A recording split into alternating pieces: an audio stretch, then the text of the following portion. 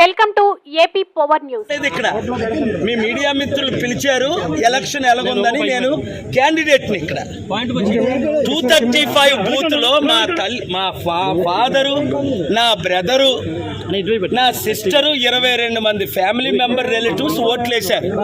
4 ఓట్లు వచ్చాయి అక్కడ మురళీనగర్ లో. అర్థమైందా రాజ్యం ఎలాగుందో? ఇప్పుడైనా అర్థం చేసుకోండి. చంద్రబాబు నాయుడు గారు లాంటి పెద్ద లీడరే 52 రోజులు జైల్లోకి వెళ్ళబోసారు. బయటకు వచ్చి పవన్ కళ్యాణ్ మాటలు ఒప్పుకొని సరెండర్ అవ్వాల్సిన పరిస్థితి. చంద్రబాబు నాయుడు గారు ముఖ్యమంత్రిని చేసింది నేను 95 లో. అప్పుడు ఎమ్మెల్యే మోదీ గారు, నితీష్ కుమార్ ఏంటి, నవీన్ పట్నాయక్ ఏంటి, ఒక కేజ్రీవాల్ సరెండర్ అవ్వకపోతే లోపల జైలుకి వెళ్ళాడు. ఇప్పుడు సీఎం రమేష్ కనకాపల్లో 50,000 మెజారిటీ అట. బీజేపీ 8లో 6 సీట్లట. జనసేన 21లో 19 సీట్లట.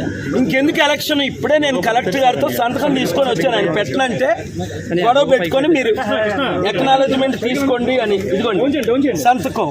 ఏమని డిమాండ్ చేశాను? కోర్టు ఆర్డర్ ఉంది 23-30ని. ఏమని? మీరు సీసీటీవీ లింక్ లాస్ట్ టైం ఎందుకు ఇచ్చారు క్యాండిడేట్లకి, ఇప్పుడు ఎందుకు ఇవ్వలేదు? ఇప్పుడు అర్థమైంది ఎందుకు ఇవ్వలేదు. సీసీటీవీ కెమెరాలు వెనకన ఎందుకు పెట్టలేదు, చుట్టూ ఎందుకు పెట్టలేదు? ఎందుకు కారణం? నాకు పడిన లక్షల ఓట్లు పోని యూత్ నిరుద్యోగులు 2 లక్షలు, క్రిస్టియన్స్ 2 లక్షలు, 3.5 లక్షల్లో బడుగు బలహీన వర్గాలు 2 లక్షలు ఏమయ్యాయి అంటే, పోనీ నా ఫాదరు, నా సిస్టరు, నా బ్రదర్లా, నా ఫ్యామిలీ మెంబర్స్ 235 బూత్లో వేసిన ఓట్లు. ఆ రోజు నన్ను పోలీస్ శ్రీకాంత్ 15 నిమిషాలు హెరాస్ చేసి ఆపారు సిఐ పోలీసు. ఇంత దరిద్రం ఎలక్షన్స్ ఇంకనవసరం. చైనా లాగే, రష్యా లాగే మోదీ గారు టోటల్గా ఆయనే లైఫ్ లాంగ్ డిక్లేర్ చేసుకోవడం బెటర్.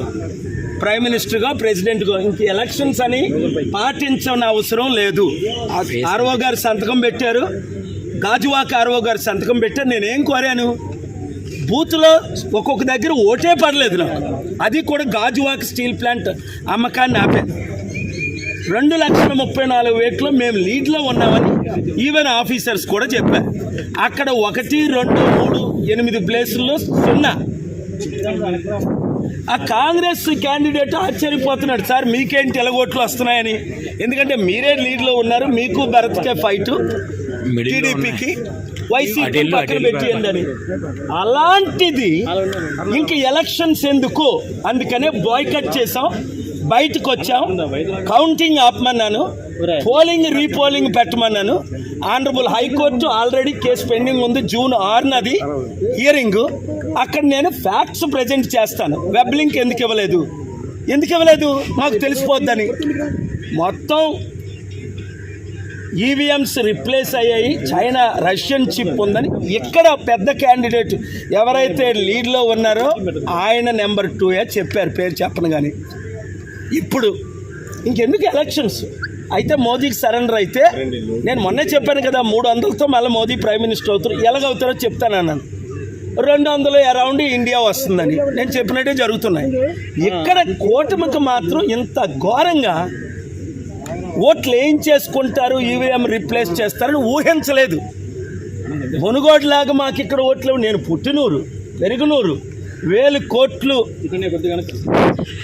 దానం చేసిన నేను. ఇంత అవినీతి ఎలక్షన్ అని రుజువులతో నేను పెట్టాను కోర్టులో. కొన్ని బూతుల్లో 1 ఓటు రాలా, అది ప్రాబ్లం. 22 మంది మా ఫ్యామిలీ మెంబర్ ఓట్లు వేస్తే అవి కనబట్టలేదు. మురళీనగర్ అది చూసారా? రౌండ్లో ఎవడైనా నమ్ముతాడు ఇది? మణిపూర్ ఘటన 3.5 లక్షల కోట్లు క్రిస్టియన్ ముస్లిం ఓటేశారు. టీడీపీ బీజేపీతో కలిసినందుకు ఎవరు వేయరు, అది మీకు తెలుసు. మరి ఎవరికి వేశారు? రీపోలింగ్ పెట్టాలి. పవన్ కళ్యాణ్ ఎందుకు సరెండర్ అయిపోయాడు? ఆయనకు కూడా ఓట్లు పడవనే. అంతవరకు ఎందుకు? చిరంజీవి 2009లో ఒంటరిగా నిలబడ్డాడు, 18% వచ్చింది. రెండోసారి నిలబడ్డాడు కాంగ్రెస్తో, 0.5% వచ్చింది. నాకు ఇప్పుడు 1% ఇస్తున్నారు. చిరంజీవికి ఇవ్వలేదు, సరెండర్ అవ్వలేదు. కనుక ఇప్పుడు చిరంజీవి సరెండర్ అయిపోయాడు, పవన్ కళ్యాణ్ సరెండర్ అయిపోయాడు. నేను చూడు, ఇది అవినీతి ఎలక్షను, అక్రమ ఎలక్షను.